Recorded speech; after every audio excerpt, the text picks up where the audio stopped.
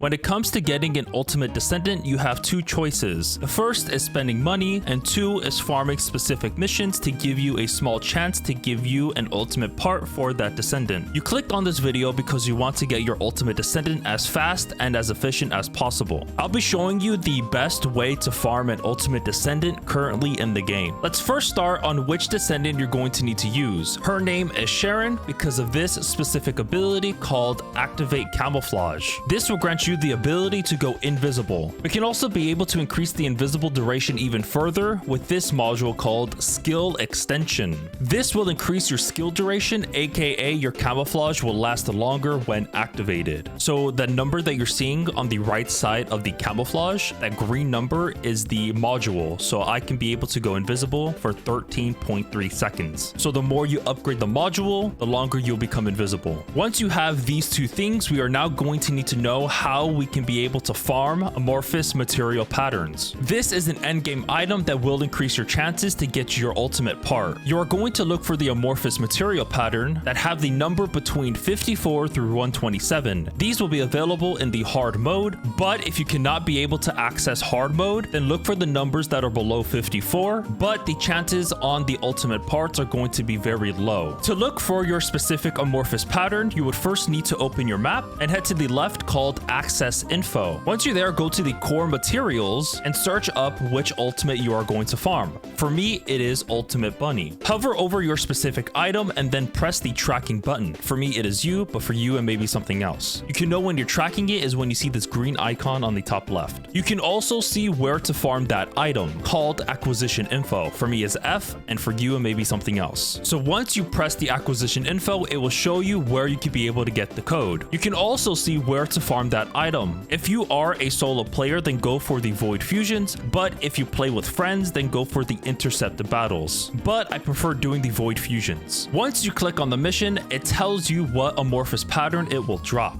So for me, it is 82. And as what you're seeing here, I've been farming this for a while, so I have 13. If you see a red X, that means you cannot be able to farm that mission. The drop chance on hard mode when it comes to the amorphous patterns is a 25% chance. You would also get an additional amorphous pattern if you were to get a successful infiltration. Depending on the ultimate part, the chances of getting it are between a 6, 10, or 20% chance on hard mode. But we can be able to increase our chances even further with this item called Stabilizers. There are different variations of these stabilizers. So for me specifically, the one that I'm trying to farm for is Shape Stabilizer Form 4. For the item that has a 6% chance, it would give you an extra 4% chance. So in total, it would give you a plus 10% chance just for that one amorphous material, but you would have to apply the stabilizer after killing the fusion boss. And the item that has a 10% chance will increase your odds by an extra 6%. So in total, it would be a 16% chance. The 20% item will still be the same, but for the other two that are at 32% chance, it will decrease your odds up to a 27% chance. The mission that we are going to farm is the Zone Recon mission. Usually when entering the mission, your instinct is to destroy all of the orange machines, but you're doing it wrong. If you destroy all of the orange machines, your drop chance will be lower. Once you're about to enter the mission, activate your camouflage and run to each of the orange machines and interact with all of them. After that, a boss will spawn. Be sure to kill him before the time runs out. Once he dies, open up your map and go to another outpost that is not in your area. Then open up your map again and go back to the mission. If you're doing the fast travel method, you will have a chance of seeing the recon mission have a timer. If the timer is above a minute, then repeat the fast travel until you see it either a minute or it's already be able to start. It's very important to not get detected when interacting with the orange machines because the more you interact, the higher chance you will get an additional amorphous pattern and also a stabilizer. If you do get detected, just run away from the mission so you can be able to fail it and then afterwards go back and redo it again. The orange machines vary depending on the mission. So for me, it had 3 and for the other missions, it may have 4. You could also farm this with 3 other people if you are struggling. I was using the first Descendant Discord to find people to farm. If you have a team of 4, then the maximum of Sharens is at least 2 and the other 2 people will DPS the boss boss for a quicker clear. This is how you can be able to farm the zone recon missions. As I was doing this method, I have gotten 2 amorphous patterns and also a stabilizer, but the chances of getting all of those 3 are very low. If you do not want random people to be around you when farming this, you could also put this to private, but if you do want other people to go near you, then put it to public. But I recommend going for private because not many people know the efficient method when farming these missions. And if you are one of those people that are getting very inconsistent timers for the mission, I do recommend going to Albion, and then once you're there, go back to the mission again, and you would also have a chance to also have the timer go down. So for me, it was at 3 minutes, and then I went to Albion and back, and now it is at 1 minute and 16 seconds. And if you are one of those people that do not have Sharen, here is how you can be able to get it. Of course, go to your access info and search up Sharen, and then use your tracking to track all of them, or you can actually use your acquisition info and then go to the mission. Most of these missions, of course, when you complete it, you would have a 20% chance to acquire the catalyst and also the other parts as well. So I'm going to go to the stabilizer 2, interact with this mission. I would have a 20% chance for the stabilizer, and then lastly I will go to the cell, of course, go to the mission, and then bada bing bada boom, another 20% chance. So for all of these 3 missions, just keep farming and farming until you get it. And then for the code, I'm pretty sure it's the same thing. Go to a specific mission, which is this one. This one is, yeah, all of them are 20% chances. So just keep farming those missions nonstop until you get all of those, and then go to that research lady in Albion and also have those recommended materials to craft it as well. And then once you do, wait for the timer to expire, and then you would have Sharen. Easy as that. So this Descendant is pretty easy to acquire, not like the other ones, like for example the ultimates. Of course, ultimates are very, very good,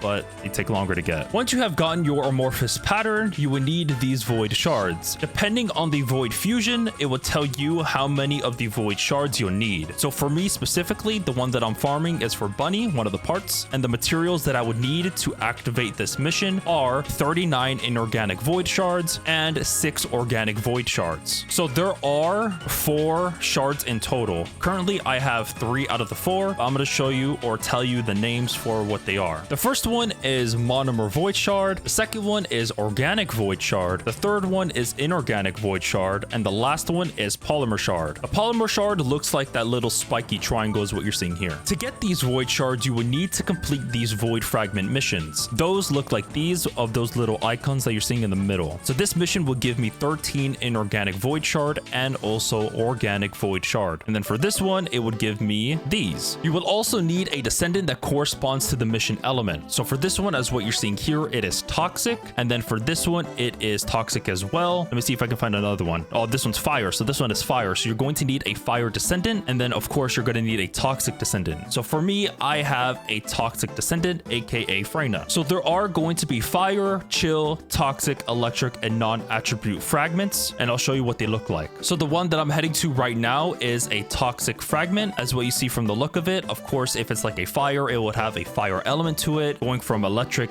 and chill. So like it would be frozen or electricity. You'll see how it looks. It's pretty noticeable. So in order for you to start it, of course, you would have to use your abilities to cause damage to it. And you'll see the health bar go down. And once that health bar goes down, waves of enemies are going to be spawning. And once you kill the certain amount of enemies, you would have to hit the pillar again, and then more enemies will spawn. And then last but not least, once you kill the final wave of enemies, you'll get your reward. And of course, if you guys want to speed this part up, of course, getting people in your team would also make this go by fast. If you want your other teams to get rewards as well, they would also have to be the toxic descendant. In this case is what you're seeing here. But let's just say that they are running Bunny or Ajax or any other descendant that is not toxic, they will not be getting the shards. I just killed my final enemy, and then I'll use my abilities once more, and then once the health bar depletes, I will be getting the void shards. It'll take a while, but it will appear on the right side as we're seeing inorganic and organic. When you have the right amount of void shards, go to the void mission and kill the boss. Once he dies, he will drop a big orb and interact with it. Go to your amorphous pattern, and if you have a stabilizer, use it. If not, then just open it. Here is the gameplay loop when farming ultimate descendants. First, go to the void mission to get yourself the correct void shard, then farm up the recon missions with Sharen, and after, kill the boss in the void fusion. Rinse and repeat. I try to make this as easy as possible when it comes to farming ultimate descendants. If I miss anything, feel free to let me know in the comments, and also consider subscribing if you'd like to see more first descendant guides or builds in the near future.